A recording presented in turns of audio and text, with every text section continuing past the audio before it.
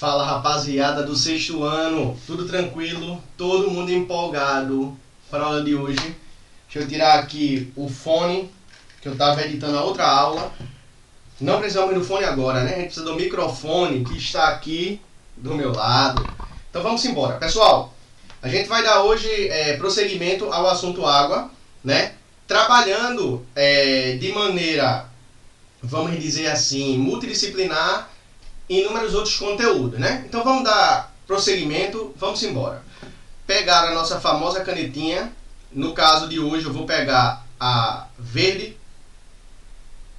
Vamos lá. Bem, hoje a gente vai falar de água potável. Vamos falar de outras coisas também, mas vamos começar sobre água potável. Professor, eu sei o que é água potável. É aquela que está no pote. Pode ser.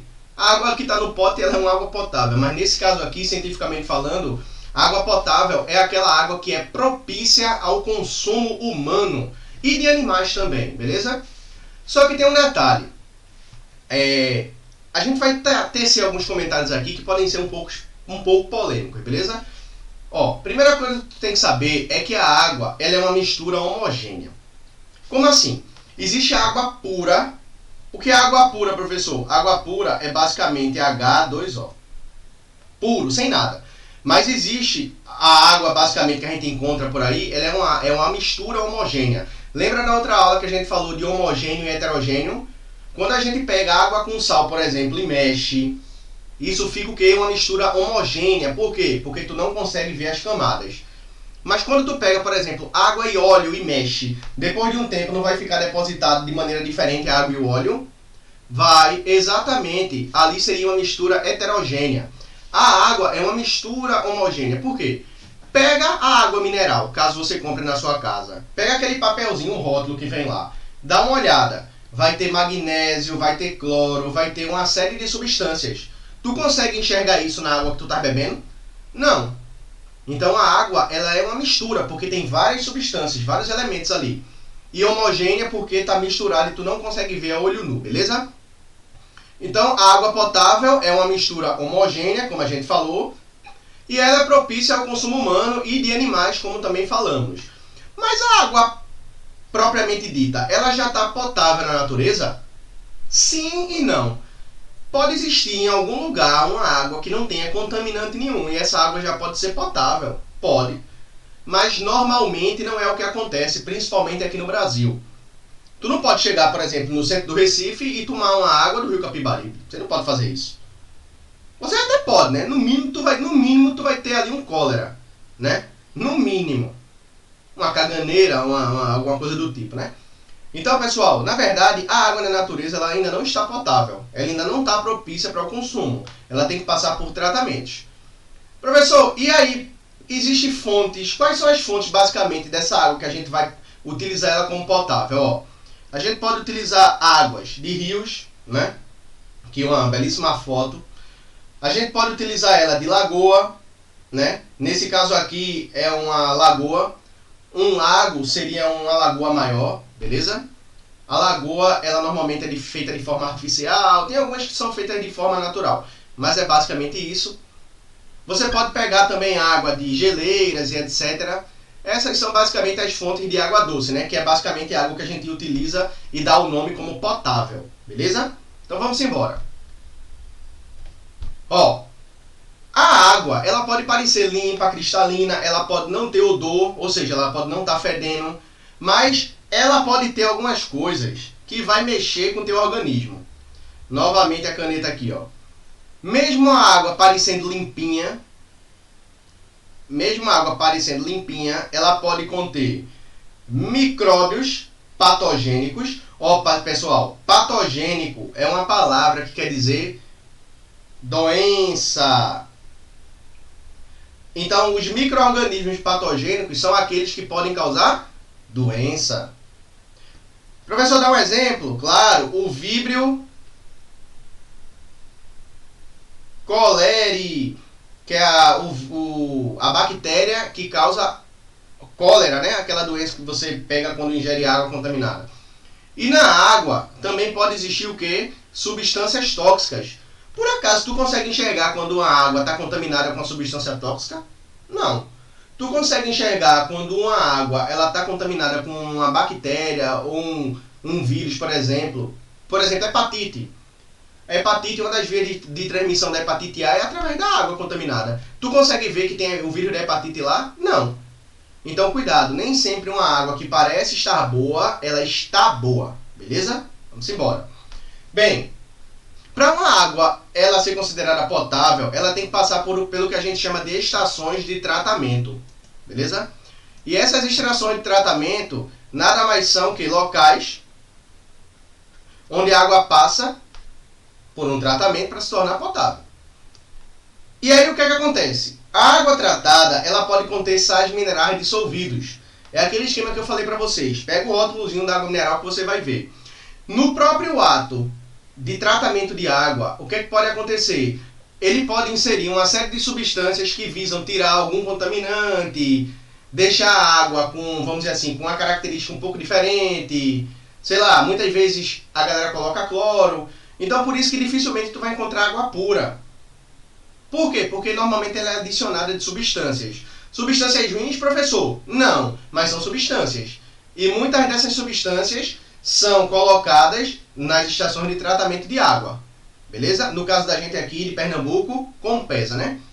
Após o tratamento, a água vem para nossas casas, vai para empresas, vão para as fábricas e etc. Por rede de quê? Encanamento. Beleza? Vamos embora. Ó, só que existe um detalhe. Depois que tu usa a água, vamos dizer, tu usasse água para lavar os pratos da tua casa. A água está toda cheia de sujeira. Tu pode beber essa água? Professor, eu posso, meu irmão. Eu faço o que eu quiser na minha vida. Você pode, mas você deve? Não, porque você provavelmente vai ter algum probleminha de saúde, né? Então, o que acontece? Volta. Então, o que acontece?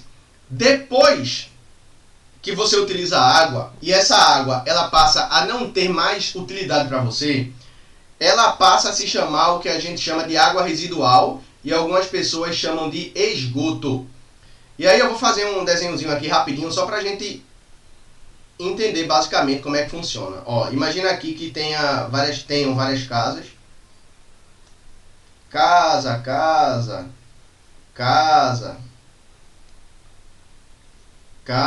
né? Várias casas. Essas casas, pessoal, pegar outra cor de caneta aqui. Essas casas, quando, por exemplo, tu joga água na pia, ou tu dá descarga, ou a água que sai do ralo do banheiro, ela sai da tua casa, ela vem por um cano até a rua. Ó.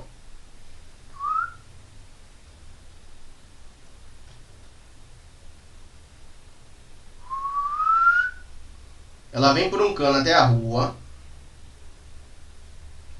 Vou aumentar essa daqui, né? Aqui também. E aí o que é que acontece? Normalmente, aqui na rua, pegar outra cor aqui, ó. Normalmente aqui na rua existe o que a galera chama de rede de esgoto. Que danada é rede de esgoto, professor? É um cano bem grandão, o qual a água, os dejetos caem aqui, ó. E aí isso aqui vai ser levado para as estações de tratamento que a gente viu no outro slide. Por quê? Porque essas águas contaminadas, elas fazem mal à saúde. Elas têm que passar por um tratamento para deixar a água novamente zero bala. Beleza? Então ela tem que passar pelo esgoto para ser tratada. Para quê? Para que quando ela seja devolvida no meio ambiente, ela não polua o meio ambiente. Professor, o Brasil é totalmente, vamos dizer assim, desenvolvido do ponto de vista sanitário. A gente tem basicamente em todos os lugares aqui, vamos dizer assim, esgoto. Não, infelizmente o Brasil ainda está longe de ter uma rede de saneamento básico extremamente adequada como países europeus, por exemplo. Beleza? Vamos nessa. A água, pessoal, ela pode ser contaminada. E aí a gente colocou aqui alguns exemplos só para tu entenderes. Professor, que exemplos são esses?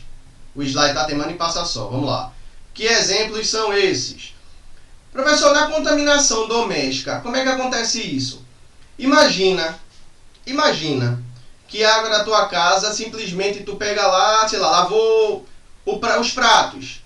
Tu joga ela no ralo, né? E aí ela vai para a rede de esgoto, mas na tua casa não tem rede de esgoto, então ela vai ser jogada a céu aberto. A água vai estar contaminada? Vai, professor. Isso é muito comum em regiões mais periféricas, né? Eu treinava numa academia de capoeira, numa comunidade aqui em Olinda, que não tinha saneamento básico lá. Então, o que acontecia? As ruas eram cheias de água escorrendo. Por quê? Quando lavavam as mãos, os pratos, quando davam descarga, a água, ao invés de ir para uma rede de esgoto, ela ia para a rua. Então, a água está extremamente contaminada.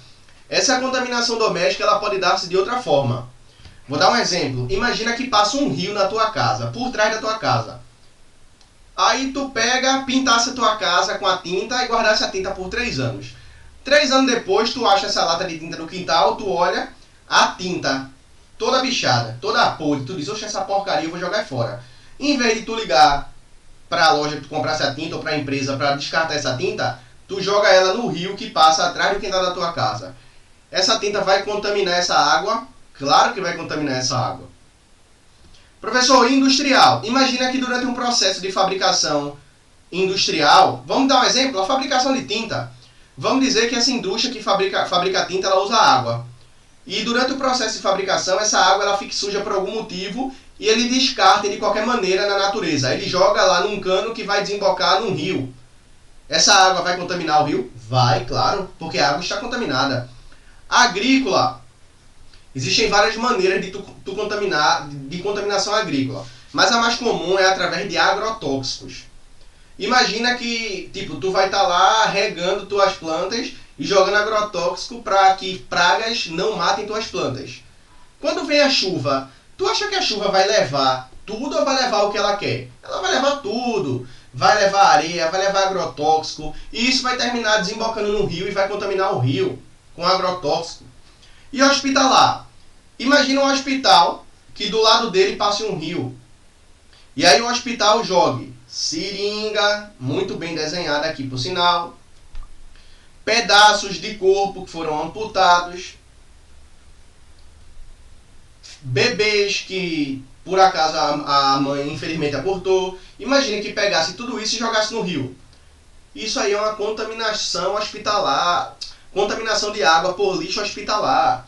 Então existem inúmeras fontes de contaminação da água, beleza? Pessoal, a gente vai ficando por aqui. Se tu tiver dúvida, mete as tuas perguntas, sendo a tua dúvida que a gente está aqui à disposição, beleza? Até a próxima aula. Até mais, pessoal.